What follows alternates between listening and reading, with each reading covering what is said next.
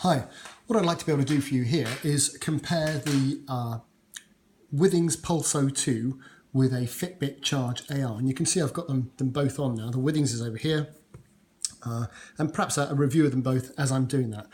We'll start with the Withings. Now, the Withings I've got here in a strap configuration, which is one of your options, and it's one of the upsides of the Withings, I suppose, because you can either have it on your wrist there in a strap, or you can, he says, difficult, trying to pop that out. You can pop it out, and you can have it on its own as a device. Let's turn it right around, which kind of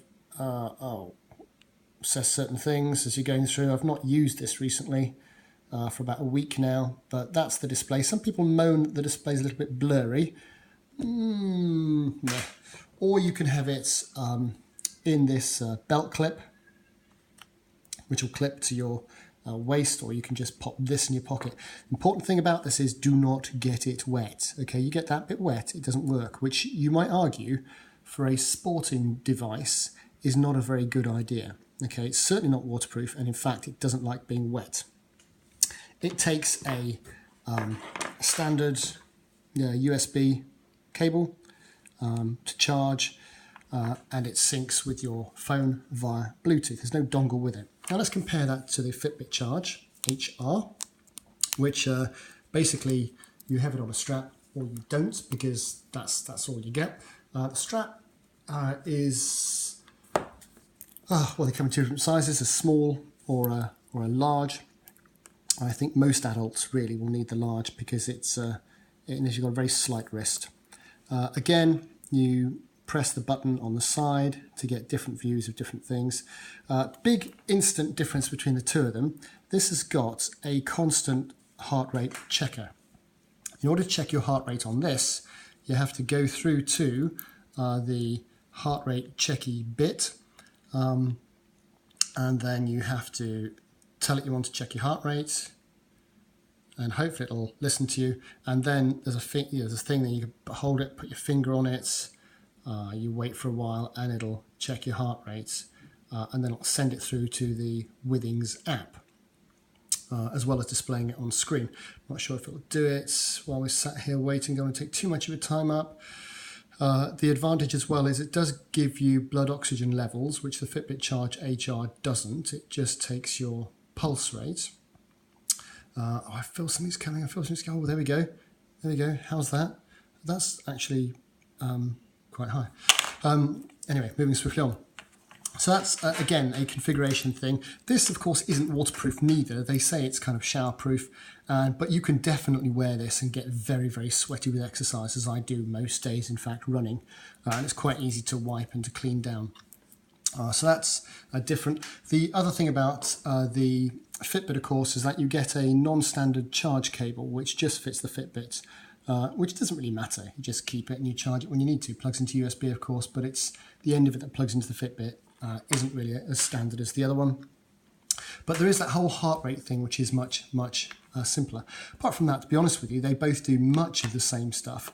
This one does allow you to have a notification. The Fitbit HR, if your phone rings, it'll buzz. Find that really, really helpful. This doesn't do anything in the way of buzzing, as far as I'm aware. This will buzz. If you decide what your specific goal is, this will buzz. This won't. Now, I'm not necessarily reviewing the apps here because the Fitbit app is very good. The Withings app is very good. Both apps will try and do more than any of these devices supply. So the Withings app specifically is designed as well around Withings scales and the Withings HR heart rates, blood pressure monitor, the sleep devices, you know. So there's a lot on the app, and maybe sometimes you might not use all of it with just this device. In the same way, the Fitbit app also tries to get you occasionally to buy its scales, but I don't find it as intrusive. The Fitbit app, to me anyway, seems a lot more geared towards counting your steps, tracking your exercise. The whole calorie stuff comes into them both, but both of them to a degree or other link up with other fitness apps, and that really is an area for much improvement, if you ask me. If I was buying one now, it would definitely be the Fitbit Charge HR, simply because I really benefit myself from knowing my heart rate all the time. The blood oxygen level, well, it's always been 98. I must have tested it 50 times. It's always been 98. It's never changed. I wouldn't do it again. It's a real pain to have to test. You take it off and put your finger on it and wait to get your heart rate. The beauty of this is, while I'm running, after I've run, I can look at how my heart rate mapped out, and I can say, well, that's funny. When I took that particular nutritional drink during my half marathon the other day, for example, my heart rate was different, and it was lower. And you think, well, okay, I was obviously much better neutralized than without blah blah blah. But anyway, more analytics for you to play with. It would be nice if there were some independent applications that all of these things would plug into seamlessly, but we're not there. I think the market's too competitive to ever allow that. Frankly, this is a couple of years old now in terms of tech. This isn't quite so old. These are relatively new. You still actually pay about the same for both. But on balance, because of the fact that this isn't quite as functional in terms of the HR, I wouldn't choose it. In terms of monitoring your heart rate, it's just a lot harder. I do prefer the app, but that's a personal thing on this one. If you've got any specific, you can do things on this exactly like you can program it. You can design the clock faces on both of them in terms of what displays. But it's got a bit more functionality. You can. Saying that it's not working now, but the idea is you've got to double tap on this and something specific comes up. Yeah, tap it. Come on, tap. There you go. If you smack it on the table, it'll work fine. Battery life, much of a muchness. They both reckon about 5 days. Absolutely fine. Oh, this comes with a Bluetooth dongle.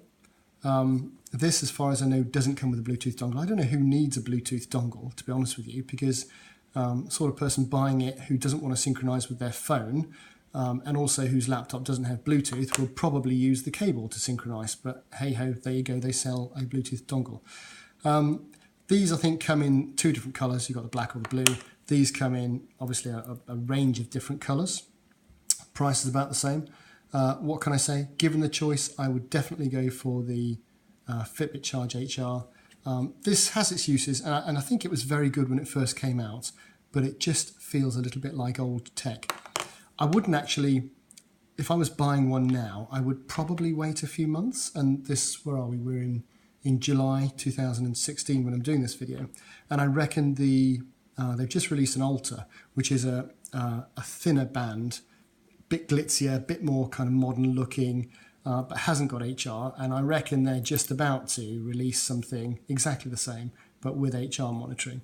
And that's, for me, it's better than an Apple Watch because it just is the fitness thing. I can wear it. I normally wear my ordinary analog watch, which I love. There's a review of that on my other videos, in fact. But then I can wear this on my other wrist and it looks like a fitness band. It doesn't look like you're wearing 2 watches or anything silly like that.